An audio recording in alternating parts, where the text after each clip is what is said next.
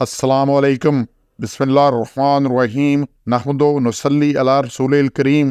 سورہ حج کے 12 مرکزی موضوعات میں سے ہمارا تیسرا مرکزی موضوع قرآن مجید ہے۔ اس کے 3 ضمنی موضوعات ہیں۔ اس میں سے پہلا ہے صفات۔ ایک ہی نقطہ ہے جی، ایک ہی آیت میں سے واضح روشن آیات کے ساتھ اتارا گیا۔ فَكَذَلِكَ أَنزَلْنَاهُ آیات بینات، بین روشن واضح آیات کے ساتھ وہ قرآن اتارا گیا۔ اس میں قرآن الحمدللہ اللہ کی وہ کتاب ہے جس میں کوئی ٹیڑھ نہیں، کوئی کجی نہیں، کوئی تضاد نہیں۔ یہ زمان و مکان سے آزاد ہے کہ ہر دور میں، ہر جگہ، ہر کے علاقے کے لیے، ہر وقت کے لیے جو اس میں ہے وہ یونیورسل ٹروتھ ہے۔ 1400 سال ہو گئے ہیں، کوئی اس میں ایڈیشن نیا نہیں آیا، کوئی اس میں امینڈمنٹ نہیں آئی۔ اتنے آئین بنتے امریکہ، پاکستان میں، اتنے امینڈمنٹس، اتنی چینجز۔ یہی روز کیا ہے، ایک ہی بات ہے جو کہ ازل سے اب تک، جب تک سے قرآن ہے آخر تک، قیامت تک کے لیے یہ واضح روشن آیات ہیں۔ پھر یہ ہے کہ اللہ نے پھر چیلنج دیا اس کے ساتھ کہ اگر بنا سکتے ہو تو اس جیسا بنا دو۔ پھر یہ ایسی واضح کتاب ہے روشن جس کے لاکھوں حافظ دنیا میں ہر دور میں رہے ہیں۔ ابھی بھی دیکھ لیں، دنیا کی کسی اور کتاب کا آپ کو حافظ نہیں ملے گا، اس کے ملیں گے۔ اور یہ اتنی بڑی واضح کتاب۔ اچھا، اس واضح جو آیات ہیں اس کی 2 قسمیں ہیں۔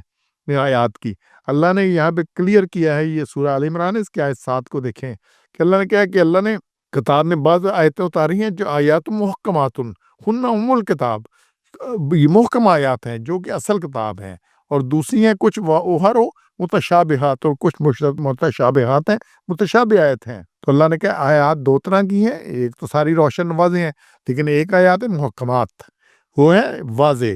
یہ وہ ہیں جن کا تعلق سوال جواب سے ہے، حلال حرام سے ہے، اس کے کیا طیب ہے، کیا ناپاک ہے، کیا کرنا ہے، کیا نہیں کرنا، اوامر سے، نہیں سے، کیا چیز رکا گیا ہے، کن چیزوں کا حکم دیا گیا ہے، جس پہ سوال جواب ہے، جس سے پوچھ ہے، جس پہ جزا سزا ہے، وہ بڑے واضح ہیں، وہ ہر چیز کلیئر ہے۔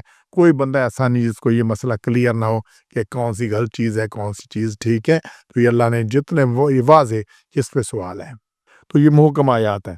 اور دوسری جو کتاب میں کچھ آیات اللہ کے ام الکتاب اور کچھ کتابیں متشابہ ہیں، وہ تشبیہ کے طور پہ ہیں۔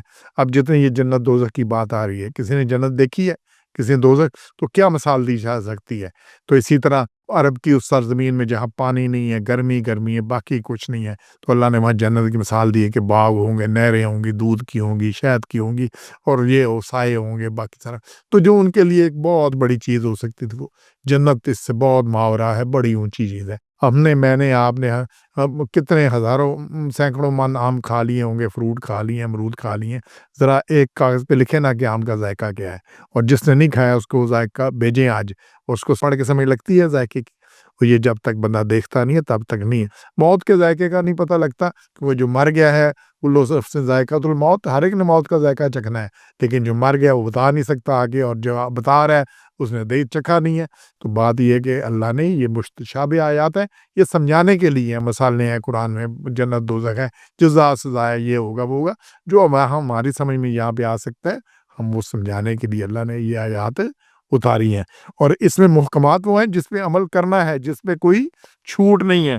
تو اس میں اللہ نے پھر کہا ہے کہ فَأَمَّا الَّذِينَ فِي قُلُوبِهِمْ زَيْغٌ، جن کے دلوں میں کجی ہے، ٹیڑھا ہے، وہ پیروی کرتے ہیں متشابہات کی، گمراہی پھیلانے کے لیے اور مطلب معلوم کرنے کی وجہ سے، جن کا مطلب اللہ نے کہ کوئی نہیں جانتا۔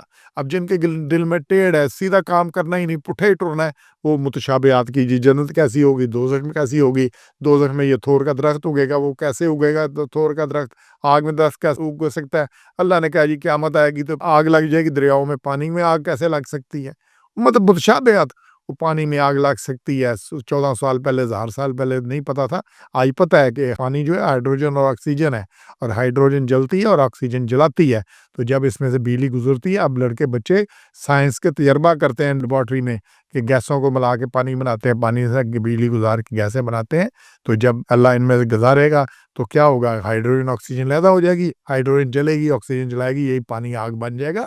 یہ کوئی اتنا مشکل نہیں ہے، ہمیں نہیں سمجھ آتی تو اس کا مطلب یہ نہیں کہ سمجھ، لیکن جو بندے نہیں پیروی کرنا چاہتے وہ باتیں نکالتے ہیں، تو اس لیے اللہ نے کہا ان کا مطلب کوئی نہیں جانتا، اس لیے ان چکروں میں، لیکن اصل کام کیا کرنا ہے؟ اور اللہ نے کہا وَالرَّاسِخُونَ فِی الْعِلْمِ یقولون آمنا بہ، لیکن جو راسخ ہیں، مضبوط علم والے، وہ کہتے ہیں ہمیں مان لے، یہ سب اللہ کی طرف سے ہے، اور اللہ کہتے سمجھانے، اور یہ عقل والی سمجھتے ہیں۔ اور پھر اللہ نے ساتھ ہی دعا سکھائی ہے، ربنا لا تزغ قلوبنا بعد اذ ہدیتنا، وَهَبْ لَنَا مِن لَّدُنكَ رَحْمَةً إِنَّكَ أَنتَ الْوَهَّابُ، اے رب ہم نہ پھیر ہمارے دلوں کو جب کہ تو ہدایت کر چکا ہے.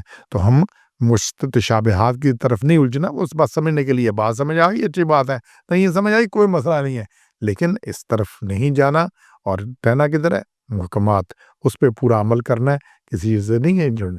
تو انشاءاللہ یہ واضح آیات ہیں، یہی چیز ہے جو جنت بنے گی یا دوزخ میں لے کے جانے والی ہے.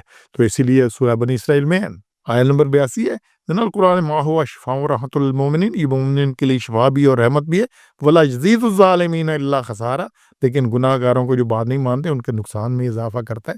تو یہ جو روشن آیات ہیں تو یا تو یہ انسان کو جنت میں لے جائیں گی جو ان پہ عمل کرے گا، اور جو ان میں الجھا رہے گا اور باقی چیزوں میں کرے گا ان کے خسارے میں اضافہ ہے جو دوزخ میں جانے کا باعث بنے گی. تو انشاءاللہ ہم نے اپنی اصلاح کرنی ہے. سبحان ربک رب العزت عما یصفون وسلام علی المرسلین والحمد للہ رب العالمین.